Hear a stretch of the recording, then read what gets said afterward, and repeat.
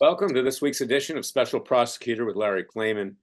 We have our good friend and client Siaka Massaquoi on once again.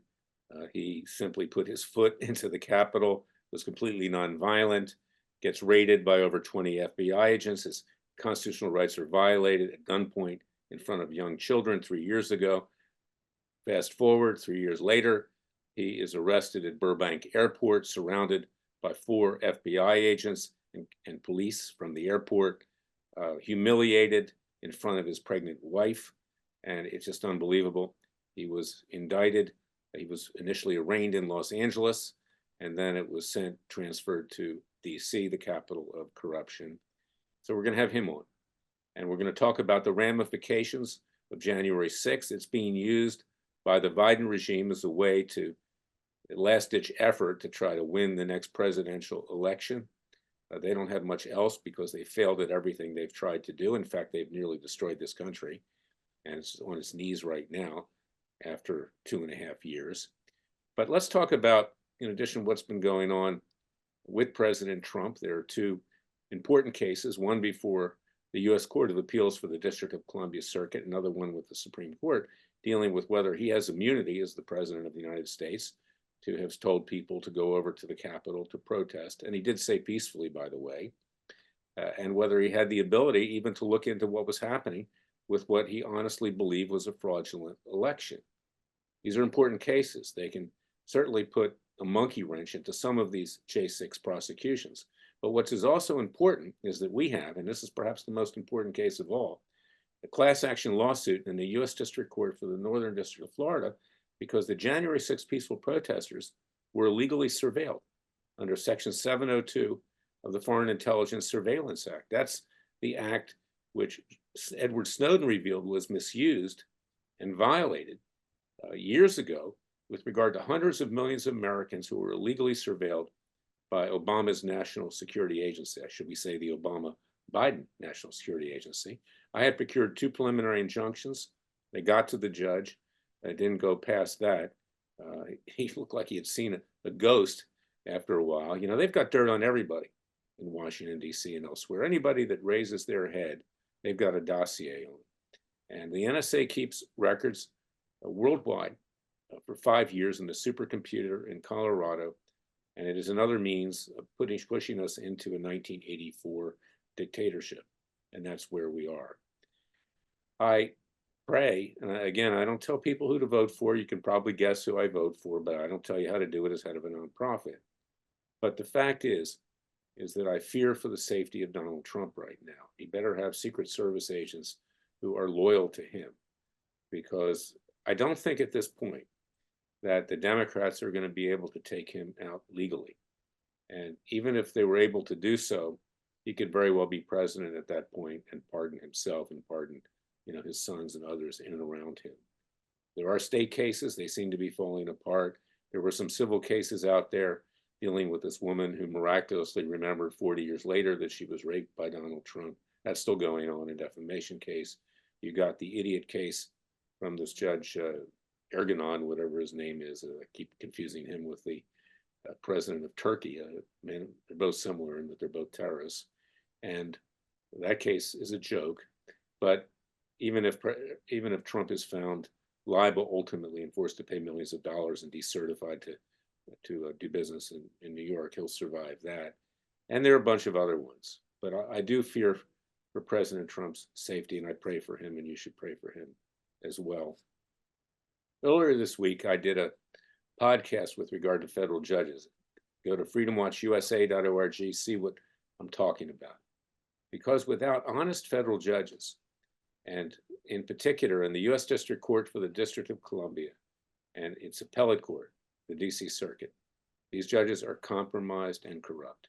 And it doesn't matter whether they were appointed by Donald Trump, whether they were appointed by Barack Obama, whether they were appointed by Joe Biden or George W. Bush or Bill Clinton. They are all the product of legalized bribery by and large. They get on the bench because special interests line the pockets of the politicians that recommend them or of the president himself, and they become the agents of those that put them on the bench. And that's why you can gauge with almost exact certainty how a judge is going to rule on an issue that involves politics or political ideology. You cannot have a system of justice that functions this way. You cannot have judges who believe they're there for life. They're not really, but nobody does anything about it in terms of interpreting the Constitution. They serve for good behavior. They can be removed, but they're never removed. We've only removed 8 judges in our many years, 200, nearly 50 years of history at this point. And most of those were removed because they didn't show up for work, because they were drunk, not because they took bribes, not because they did things that were unethical. But you got to imagine, as Jefferson said, federal judges, unelected, unaccountable to the people, no more honest than any other man. Of course, he didn't refer to women in those days, but I'll add women now, will become despots and tyrants. And that's what they've become. And he predicted that this would be a primary cause for a revolution every 20 years or so. Now, we don't want to see violence. We don't want to see bloodshed. And we're trying to hold that off. And that is why I pledge to you, as the head of Freedom Watch, that we're going to start seeking the indictment of some of these federal judges, try them, convict them, sentence them, and ask law enforcement to then arrest them and hold them accountable. Judges are, in principle, our most important public servants because they protect us from the tyranny of ourselves and from the tyranny of the other 2 branches of government. But in the federal system, they no longer do that by and large. State court judges, I have good experience with, I would say at least 90% of the judges in Florida, which is my home state. They're elected, the state judges. They're accountable. They're respectful to the lawyers who appear before them.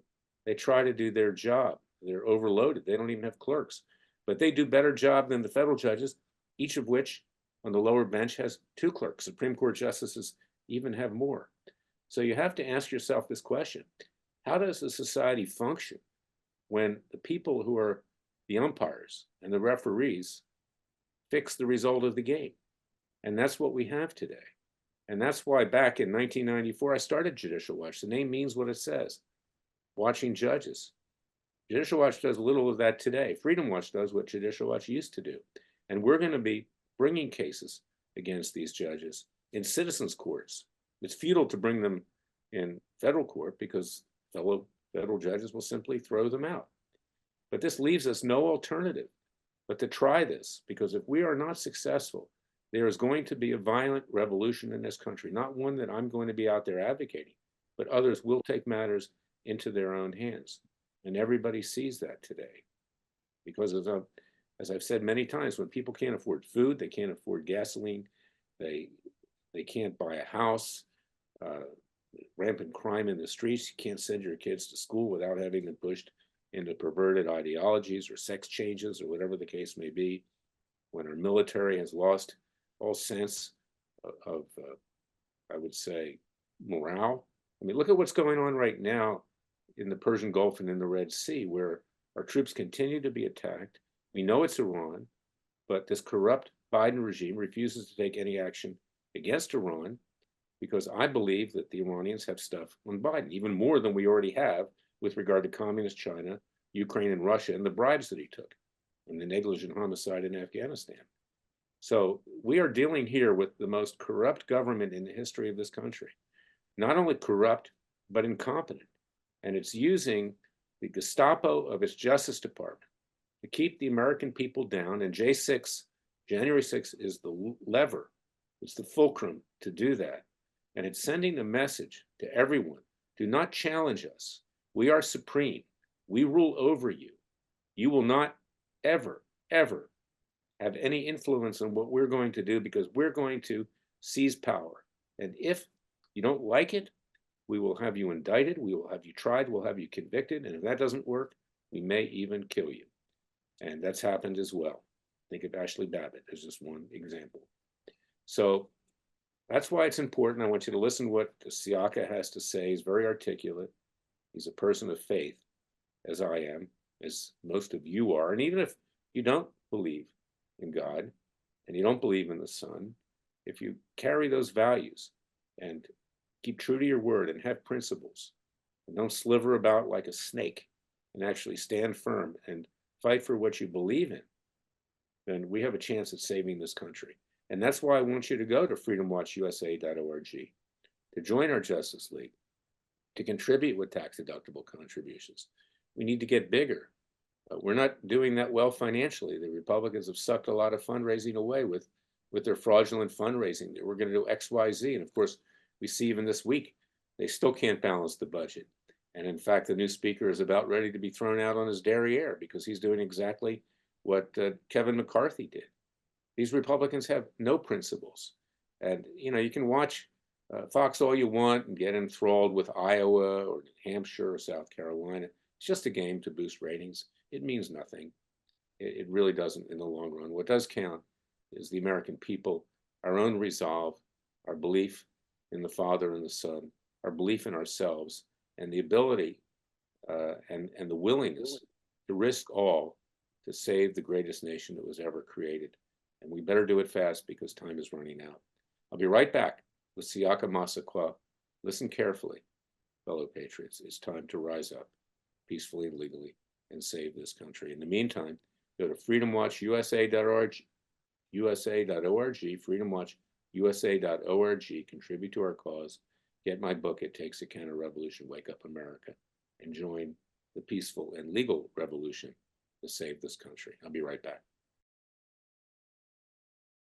We're back with Siaka Massaquoi, my friend, my client, a brave, patriotic American who got caught up in the melee. He wasn't involved at all himself in January 6th. And of course, the melee was mostly peaceful, overwhelmingly peaceful. There have been new developments, Siaka, as you pointed out to me, with regard to video that's been released by the House of Representatives, showing just how the government has lied and cheated its way to try to convict peaceful January 6th protesters such as yourself. Tell us what new information is out there. So, well, first of all, thanks for having me back, Larry. Always good to be here and being able to spread the truth to everyone who's listening. So what we found out just recently, and this was uncovered or released by Steve Baker. He's an independent journalist, and I actually met him at the America Project January 6th event on the anniversary a few weeks back. But it talks about Agent Lazarus, who is Nancy Pelosi's chief security officer. And it talks about him specifically because there's video evidence that shows, based on what he testified, when it came down to, I forget the police officer's name, but it's the big black dude who is now running for Congress. I think it's He done. testified. Dunn, exactly. Thank you. He testified that he saw witness Dunn having an exchange, a verbal, violent exchange between these specific oath takers, who they then have now subsequently put behind bars for multiple years. But the video shows that Lazarus wasn't even there at the time Dunn interacted with these oath keepers. But on the other side of this, the video evidence that shows what was happening between Dunn and the oath keepers was that Dunn was the one being extremely volatile and trying to engage, saying that he would shoot people, all this, that, and the other. Those oath keepers then stood between him and any other of the protesters there, just in case, so that nothing would happen.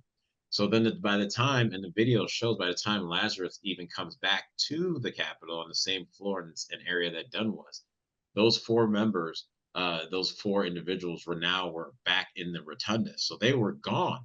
So the video evidence shows that what Lazarus, what he said on the stand could not have been true. And the base asked the question, it's only about 90 hours out of 44,000 that have been released. If that's in just 90 hours, man, can you imagine what's in the rest of it? Well, it's unbelievable. And these oath keepers were convicted, like you said, for multiple years, 15, 20 years. They're going to be spending a lot of time behind bars. Now, obviously, their lawyers need to move for a retrial. And these government people who lied need to be held accountable. But it tells you what you're up against right now.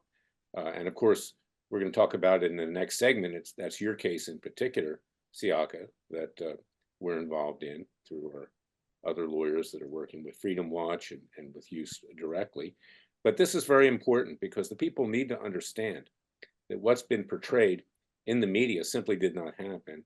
And in fact, we not only have you who's got your head on the chopping block now, and we'll get back into that, just so people will have their memories refreshed, but of course, President Trump himself, and there are a couple cases now in front of the DC Circuit, that's the appellate court in federal system in DC, and the Supreme Court that we'll also be discussing. But what's really important is this case shows just how desperate our government is to convict January 6th peaceful protesters. Yep. And I actually sat in part of the trial with the Oath Keepers. I was in Washington that day, I had another hearing, and I just saw what was going on. These people were not violent. They did not hurt anyone. They may have said things that, were, puffed up or whatever. Crass. Yeah, to make themselves feel good. Yeah. But, the old adage is that unless you actually do something, move forward in an act, that you really can't be held accountable for it. But they were before a hanging Yeah. jury and a hanging judge. And we're going to talk about And judges too in the next segment. and one thing that we should also think about is with Pelosi's head of security, he didn't come up with that story himself. He's a cog in the wheel. He's a worker bee. So who came up with that elaborate story to have them go and lie under oath in a court of law? Couldn't just be him. Yeah, well, this is terrible. I mean, this is why people have lost faith in government. It's why we're in a revolutionary mode right now. We advocate peaceful and nonviolent, but with more stuff like this, through no fault of our own or advocating it, because we're not, but others will perhaps be emboldened to, take action. We'll be right back with That's Siaka. all. Stay tuned. Back with Siaka. Let's refresh everybody's memory as to your case, Siaka, because it is typical of what's going on right now. The so-called Justice Department, the Biden Justice Department, continues to boast how they're going to round up, even more thousands of people and get them convicted and put them away.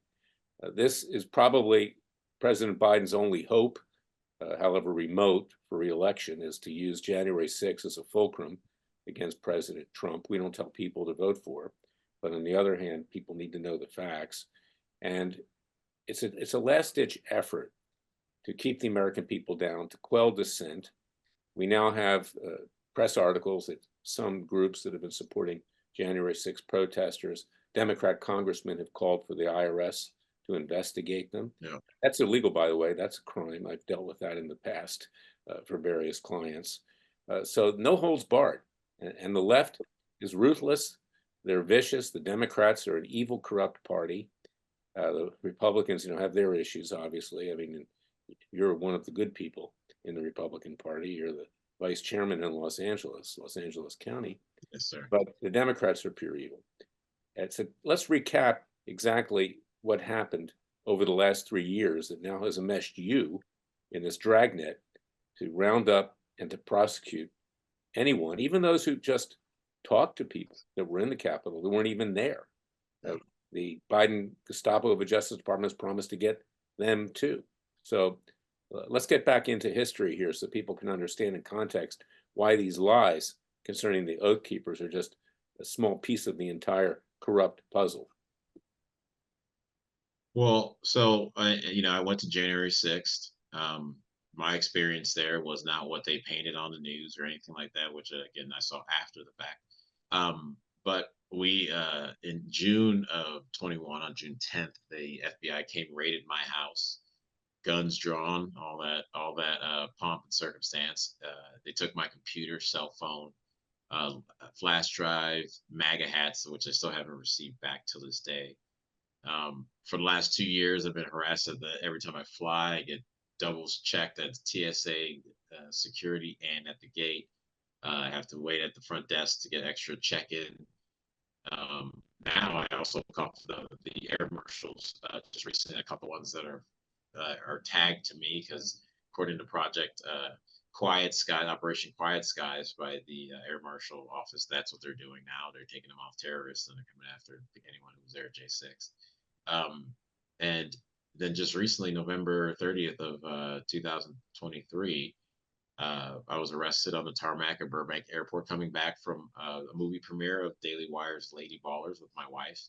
And as we get down to the tarmac, I get separated right away by 4 FBI agents, and there are 4 airport police officers there. So 8 agents there to apprehend me because, as I say, my involvement in January 6th. Come to find out later that night when they get me to the jail, my was 4 misdemeanors, which included knowingly entering a restricted area, knowingly trespassing in a restricted area, what is it? Disorderly conduct in a restricted area, disorderly conduct in the Capitol, and parading in the Capitol.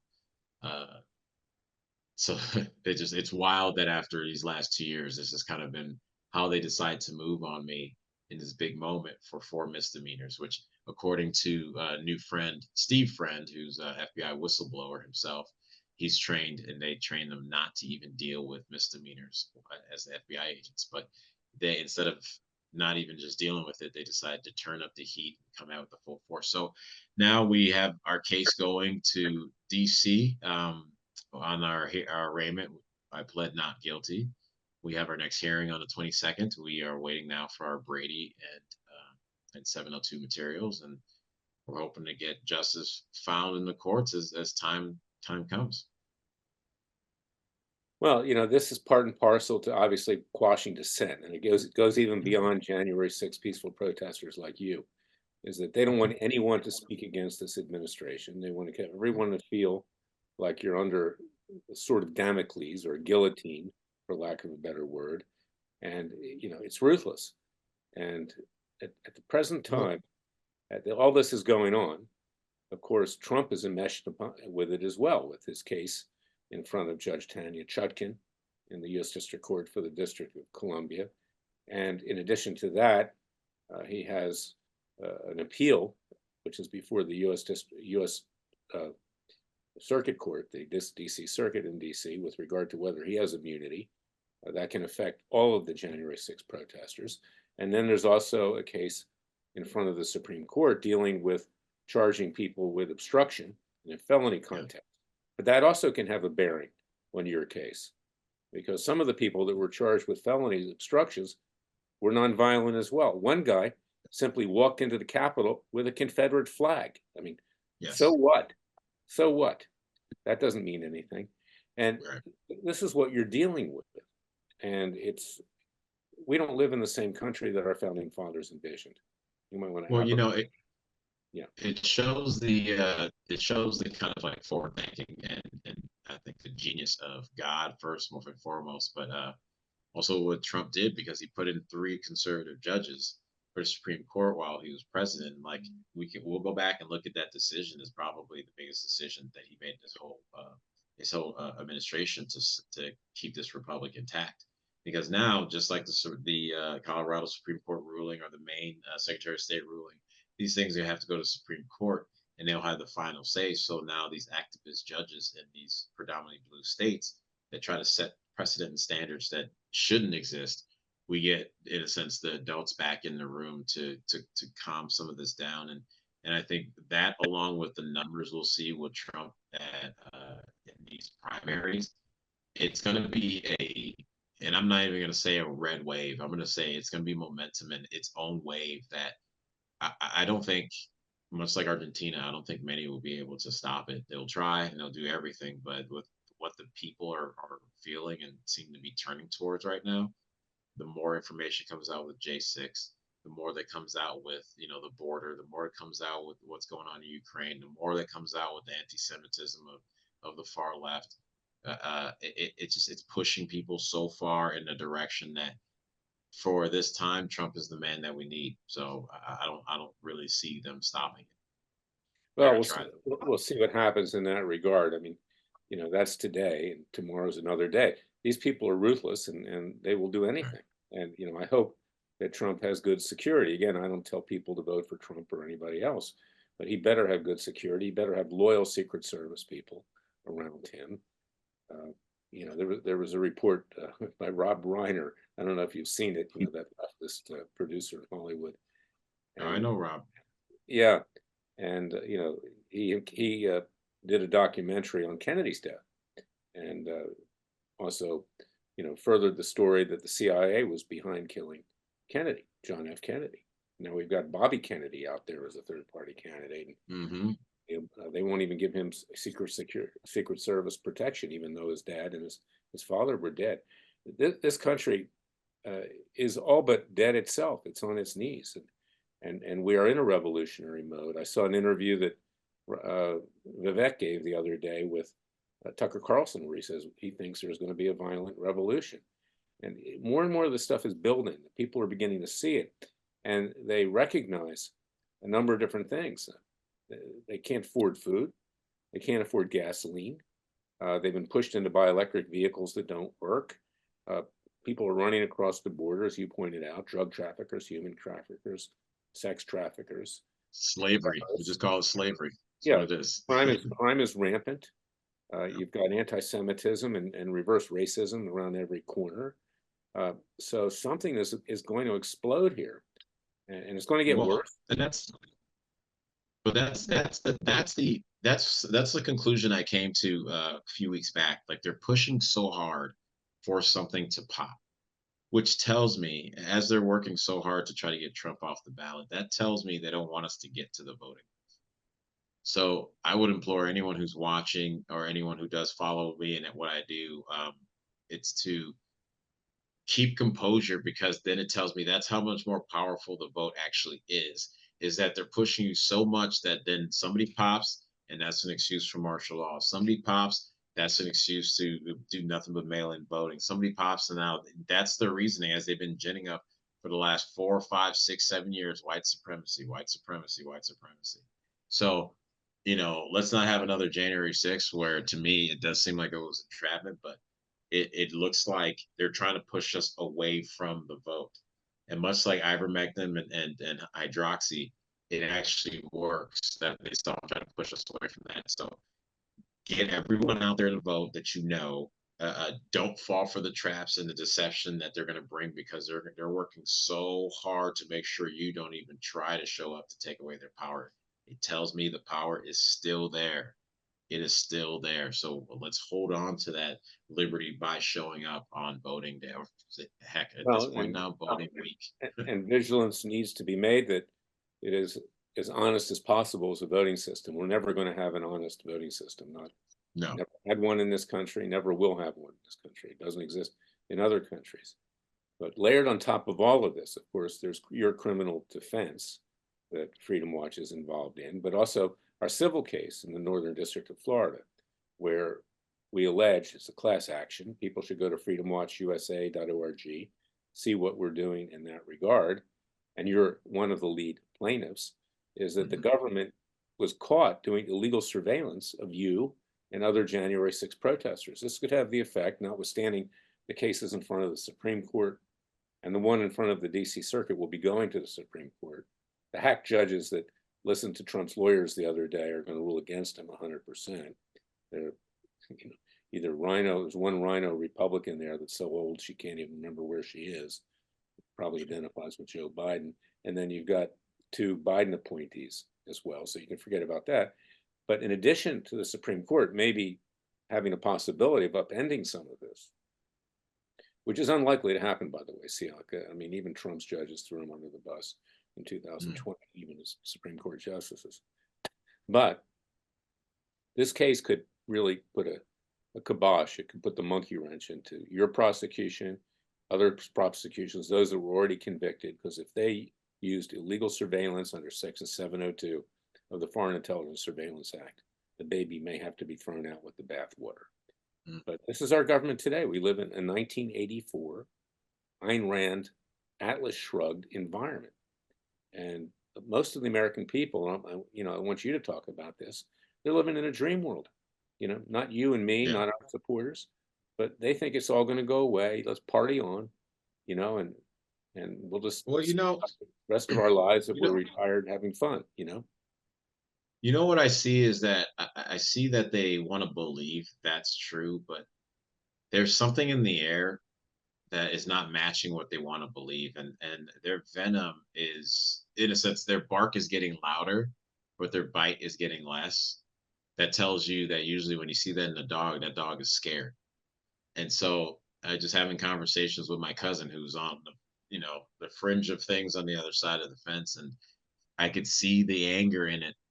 But like, just like Jesus says, and it's so crazy because I don't do it perfect, but you start to humanize yourself and him and what's going on, and you see him start to melt, and it tells me then they're not really on that side. It's just what they know, right? It's the when we talk about trying to, like, when we say people are brainwashed, what does it mean to actually break them of that?